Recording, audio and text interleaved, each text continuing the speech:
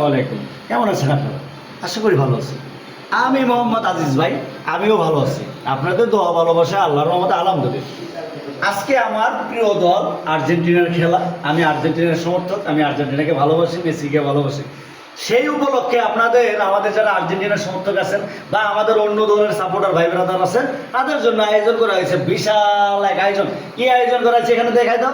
খিচুড়ি দেখেন, আমরা এখন খিচুড়ি রান্না করতেছি। সেই মধ্যে আজকে রাত্রে 10টা খেলা, সেই উপলক্ষে খিচুড়ি আয়োজন চলতেছে। আপনারা চলে আসবেন। কোথায় আসবেন? আজিজ ভাইয়ের কাছে। আজিজ ভাই কিন্তু সবার জন্য উন্মুক্ত খিচুড়ির আয়োজন করেছে। ঠিক আছে, আপনারা কে কোন দল করেন এটা ব্যাপার না। ঠিক আছে, আপনি এক দল করতে পারেন, আমি এক দল করতে পারি, স্বাভাবিক।